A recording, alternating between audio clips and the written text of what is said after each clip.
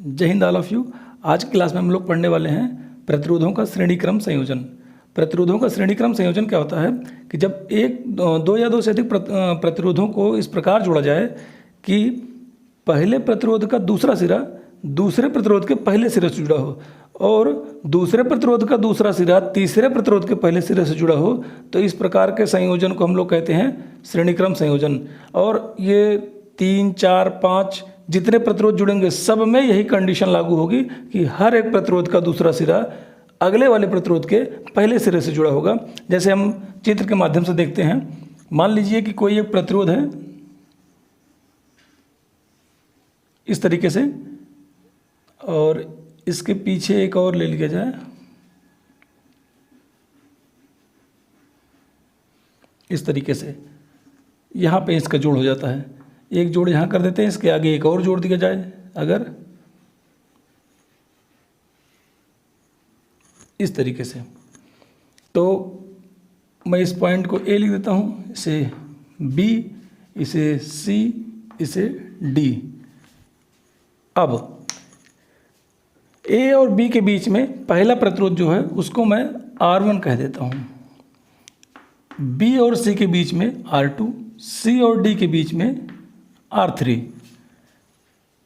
R1, R2, R3 ये तीन प्रतिरोध हैं जो कि श्रेणी क्रम में जुड़े हैं। और ये श्रेणी क्रम की पहचान क्या है, देखिए R1 का दूसरा सिरा ये रहा, पहला सिरा ये होगा, दूसरा सिरा ये होगा, दूसरा सिरा R2 के पहले सिरे से जुड़ा हुआ है और R2 का दूसरा सिरा R3 के पहले सिरे से जुड़ा हुआ है। इसी प्रकार यदि और प्रतिरोध होंगे तो जैसे R4 भी होगा तो R3 का दूसरा सिरा R4 के पहले सिरे से जुड़ जाएगा और R4 का दूसरा सिरा R5 के पहले सिरे से जुड़ जाएगा। इसी प्रकार से जुड़ता चला जाएगा। तो इस प्रकार के संयोजन को हम कहते हैं श्रेणीक्रम संयोजन। इसे हम एक सेल द्वारा जोड़ देते हैं।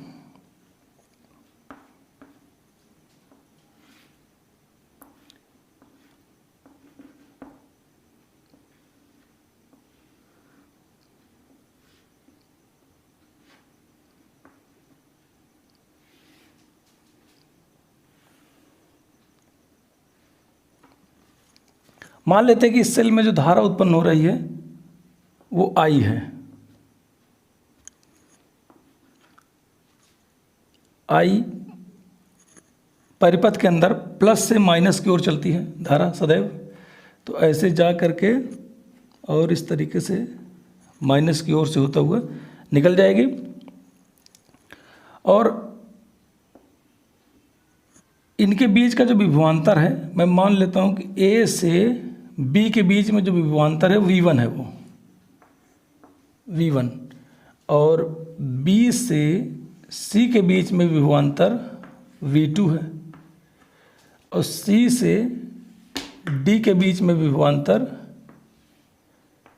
V3 है। और ये जो धारा है इसकी एक खासियत है कि श्रेणी क्रम में जब ये धारा बहेगी तो प्रतिरोध और विभवांतर कुछ भी हो, धारा कभी नहीं बदलेगी। R1 में भी धारा यही I ही होगी, R2 में भी I होगी, R3 में भी I होगी। श्रेणी क्रम में धारा कभी नहीं बदलती है। तो पहले हम इसका परिभाषा लिख लेते हैं। परिभाषा क्या कहती है, यदि दो या दो से अधिक प्रतिरोध इस प्रकार जुड़े हों कि पहले प्रतिरोध का दूसरा सिरा दूसरे प्रतिरोध के पहले सिरे से तथा दूसरे प्रतिरोध का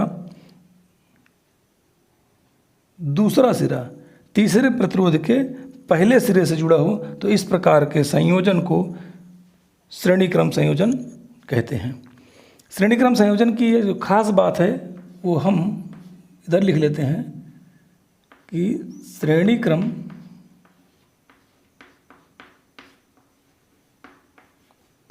संयोजन में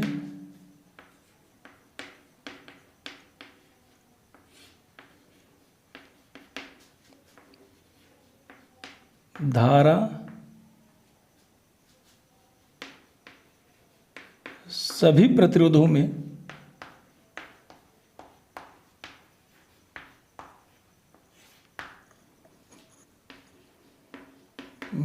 समान रहती है।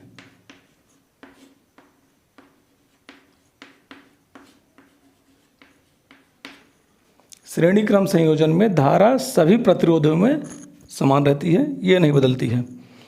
अब हम इसको प्रूफ कर लेते हैं। माना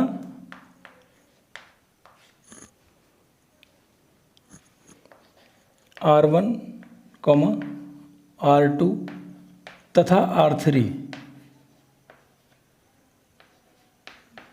तीन प्रतिरोध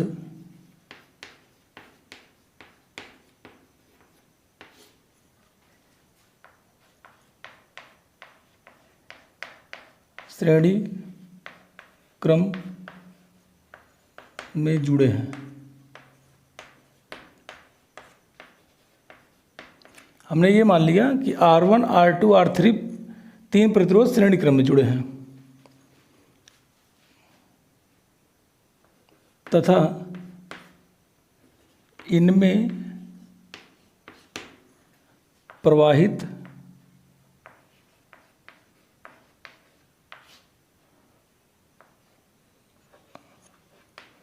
कुल धारा I है।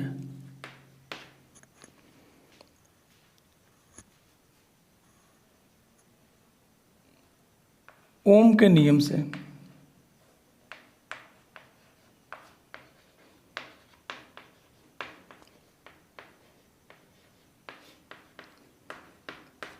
ओम का नियम क्या कहता है? V बराबर IR, V बराबर IR। इस क्रम में ओम के नियम से हमको क्या मिलता है? V1 बराबर IR1, इसको हम समीकरण नंबर 1 मान लेते हैं। V2 बराबर क्या मिल जाएगा?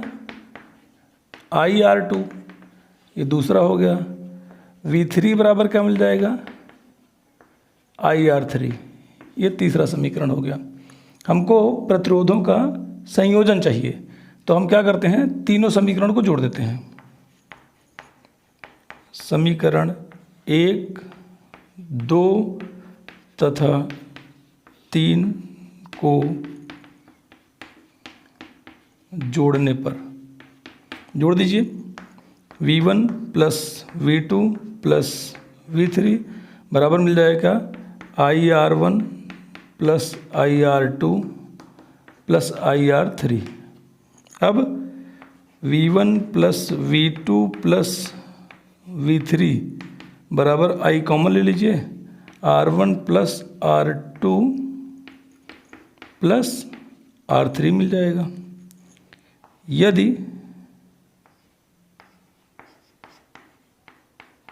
परिपथ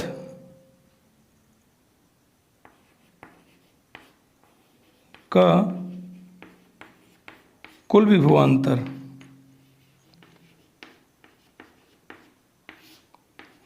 V हो तो V बराबर क्या हो जाएगा? V1 plus V2 plus V3। अगर परिपथ का कुल विभवांतर V होगा तो ये जो V है वो इन तीनों विभवांतरों के योग के बराबर होगा, मतलब V बराबर V1 plus V2 plus V3। अब इसी V का मान उठा करके यहाँ रख दीजिए आप।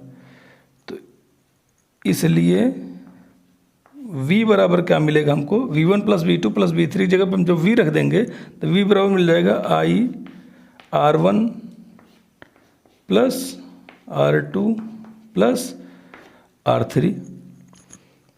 अब इस परिभाषा को थोड़ा सा मिटा देते हैं। आप लोग नोट डाउन कर चुके होंगे।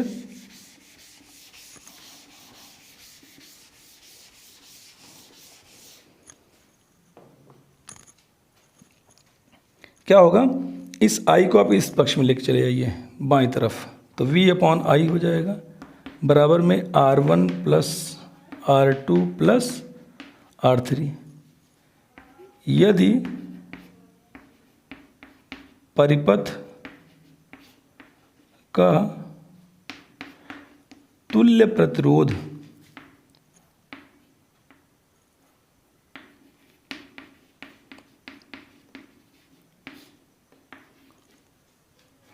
R हो तो तुल्य प्रतिरोध मतलब होता है कुल प्रतिरोध। अगर कुल प्रतिरोध R है तो R बराबर हो जाएगा कुल विभवांतर बटे में कुल धारा। और जो कि आपको ये मिल चुका है, इस समीकरण को हम नाम दे देते हैं 4। ये हमको 4 नंबर मिल चुका V/I क्या है, R1 + R2 + R3। इसको हम दे देते समीकरण नंबर 5। अब समीकरण 4 तथा 5 से देखिए V/I के बराबर में ये है और V/I के बराबर में ये भी है। यदि एक पक्ष बराबर है तो दूसरा पक्ष भी बराबर हो जाएगा। R का मान सीधा सीधा उठा के इसमें रख दीजिएगा। R बराबर मिल जाएगा R1 + R2 + R3। मतलब जो तुल्य प्रतिरोध आ रहा है वो इन तीनों प्रतिरोधों के सीधे योग के बराबर आ रहा है। अर्थात श्रेणी क्रम में जुड़े हुए सभी प्रतिरोधों का योग ही उनका तुल्य प्रतिरोध होता है। ठीक, तो इस क्लास में किसी को कोई डाउट हो तो आप कमेंट बॉक्स में लिख दीजिएगा, हम उस डाउट को पूरा करेंगे।